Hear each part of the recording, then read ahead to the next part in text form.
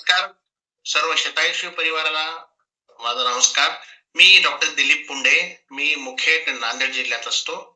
मी स्वतः फिजिशियन आहे आणि मी ग्रामीण भागामध्ये प्रॅक्टिस करतो.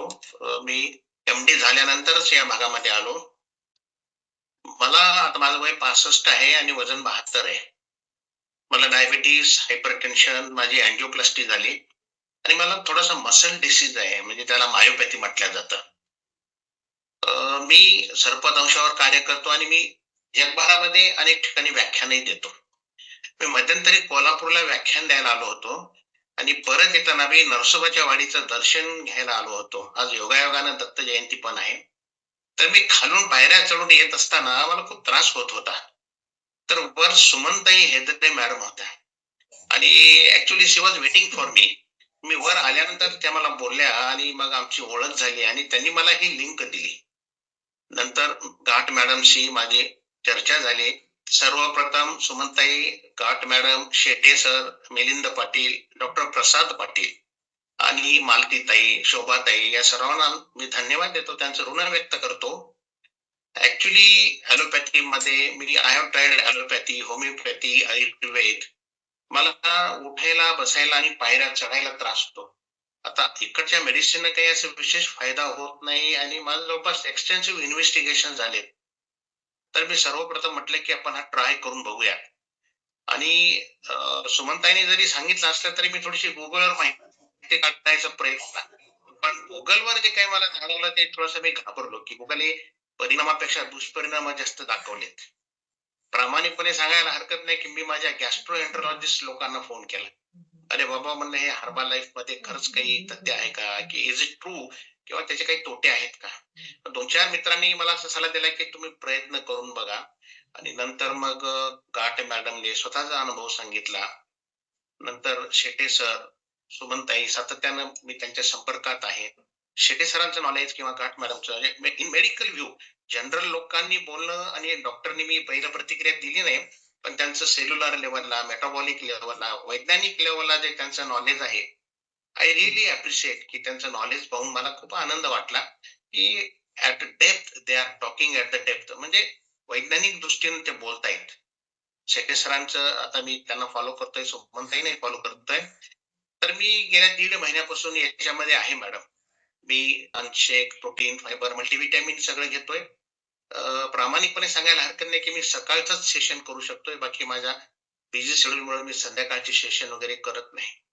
मला भरपूर मेडिकेशन चालू आहेत, हायपरटेन्शन, डायबिटीस, म्हणजे मला एक इन्सुलिन 3 टाइम होतं आणि एक रात्री. तर 1.5 महिन्यामध्ये सरप्राइझिंगली माझं जे 3 टाइमचं इन्सुलिन होतं ते मी 2 टाइमचं बंद केलंय आणि 1 टाइमवर आहे. आणि मी सेन्सर बसवलेला आहे आणि कंटिन्युअस ग्लुकोज मॉनिटरिंग मी करत असतो. तर मला निश्चितच त्यात बेनिफिट जाणवतो. वजन थोडंफार कमी झालंय, अजून नॉट टू द मार्क, पण 100% तर मी करत नाही, हे प्रामाणिकपणे मला सांगायला हरकत नाही. आणि मी आता सकाळी नाश्ता वगैरे मी करत नाही. तर तो एक मला इन्सुलिनचा फायदा झाला. आणि दुसरं, मला जो मसल विकनेस आहे, आता त्यात काय प्रगती होते हे मला हळूहळू कळेल. ते काही चमत्कार एका इमिजिएट होणार नाही. पण मला जो शतायुषी परिवाराचा होलिस्टिक अप्रोच आहे, मी WHO मेंबर पण आहे, पण WHO ची व्याख्या आरोग्याची एखाद्याची सुरुवातीला शारीरिक सुअवस्था, नंतर त्यात ऍड झालं मानसिक, नंतर झाला आध्यात्मिक, आणि आताची WHO ची व्याख्या आहे निरामयता. निरामयता म्हणजे मी माझं चांगलं चिंतितो आणि सोबत समोरच्याचं चांगलं चिंतितो. तर मला असं वाटतं की शतायुषी परिवार हा खऱ्या अर्थानं निरामयता याच्यामध्ये फिट होतो, की एवढे लोक माझ्यासाठी प्रयत्न करतात. ऍक्च्युली आमच्या प्रत्यक्षात भेटही नाहीये, पण एक डॉक्टर चांगला व्हावा ही तुमची सद्भावना बघून आय एम रिअली इम्प्रेस्ड. आणि माझ्यामध्ये थोडासा आत्मविश्वास आलाय की आपण हे करूयात आणि विल सक्सीड.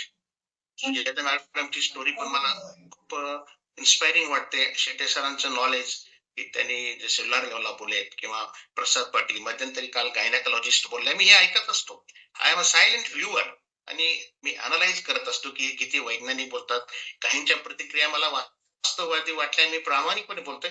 काहींच्या थोड्याशा एक्सेसही वाटल्या मला, कारण मेडिकल सायन्स मध्ये 2+2 नेहमी 4 होत नाही. इट कॅन बी 4 और इट कॅन बी 0 ऑल्सो.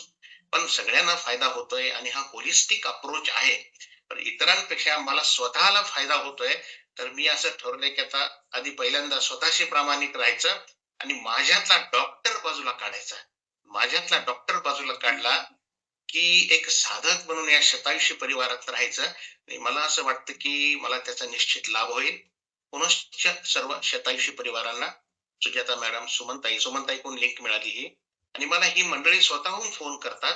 तर मी तुम्हाला धन्यवाद देतो, की नाहीतर लोकांचं कसं असतं, भगवान सबका भला करे, लेकिन शुरुआत हमसे करे. पण शतायुषी परिवाराचं ध्येय जे आहे ना, निरामयता.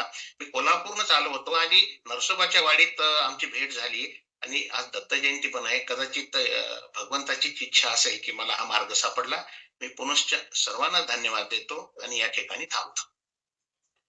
खूप जबरदस्त सर आणि अभिनंदन तुमचं. खूप स्वतःवरती छान काम करताय आणि रिझल्ट इतका सुंदर आलाय आणि तोही 1.5 महिन्यात. आणि तुमच्या आत्ताच्या अनुभवातून बऱ्याचशा गोष्टी समजून घेण्यासारख्या आणि शिकण्यासारख्या पण आहेत. कारण आपण म्हणतो ना, शतायुषी परिवार तुमचं 100% मानसिकतेवरती आधी काम करावं लागतं तुम्हाला जर निरोगी राहायचं असेल तर. आणि मानसिकता म्हणजे काय आहे बरं, सरांच्या अनुभवातून सुद्धा आपल्याला बऱ्याचशा गोष्टी शिकता येतात. म्हणून आपण इथं एक्सपिरियन्स शेअर करायला लोकांना जबरदस्ती पण करत असतो. का? आता एखाद्या व्यक्तीला एक्सपिरियन्स शेअर करायचं, इतक्या लोकांसमोर बोलायचं, थोडासा अनुभव नसतो, टेन्शन असतं, कॉन्फिडन्स नसतो. पण जेव्हा त्यांना पुश करतो, असे सुंदर सुंदर अनुभव जर ऐकले, आता पुंडे सरांचा जर एक्सपिरियन्स कोणी ऐकला तर, आणि मग तो थोडासा असा साशंक असेल तर त्याला नक्की याच्यातून शिकता येईल. कारण ऍज अ डॉक्टर, एक त्यातल्या मेडिकल क्षेत्रातली तज्ज्ञ व्यक्ती जर आपला असा अनुभव शेअर करत असेल आणि त्यांना जर त्याचा फायदा होत असेल, तर नक्कीच आपल्या सगळ्यांसाठी त्याच्यातून पण एक शिकवण मिळत असते. आणखीन एक की असं, म्हणजे माझे मिस्टर स्वतः डॉक्टर प्रसाद पाटील, ते जेव्हा आजारी वगैरे पडले आणि मी असं म्हंटल, अरे डॉक्टर कसे काय आजारी पडले? अरे डॉक्टर पण माणूस असतो, तो पण आजारी पडू शकतो, त्याच्या पण चुका काहीतरी होत असतात, त्याची पण जीवनशैली अयोग्य असू शकते, त्यालाही चॅलेंजेस असतात. आणि मग डॉक्टरच कसे काय आजारी, असंही वाटायचं. आणखीन एक सरांनी सांगितलं की माझ्यातला डॉक्टर बाजूला काढून ठेवला. खरंच आहे, मेडिकल शास्त्र त्याचं त्याचं काम करते, त्याचं आपल्या प्रत्येकाच्या आयुष्यात अनन्यसाधारण महत्व आहे, त्याला आपण नाकारूच शकत नाही. पण त्याच्याही आधी आपण आपल्या आरोग्यासाठी काय करतोय, आपली जीवनशैली कशी आहे हे बघणं खूप गरजेचं असतं. आणि त्याच्यासाठी मी एक डॉक्टर, मला सगळं माहिती आहे, मला सगळं ज्ञान आहे असं समजून जर एखाद्या गोष्ट दुर्लक्ष करत असू, आपल्या आरोग्याकडे दुर्लक्ष करत असू, तर ते मात्र आपल्याला त्रासदायक होऊ शकतं. आणि त्याच्यामुळं माझ्यातला डॉक्टर बाजूला काढून ठेवला, असंच हे खूप गरजेचं आहे. आणि आणखीन एक सरांनी सांगितलं की त्यांच्या गॅस्ट्रोएंट्रोलॉजिस्टला त्यांनी सल्ला घेतला. ऍक्च्युली सर, मी पण ह्या सगळ्या गोष्टी केल्या. नेफ्रॉलॉजिस्ट माझा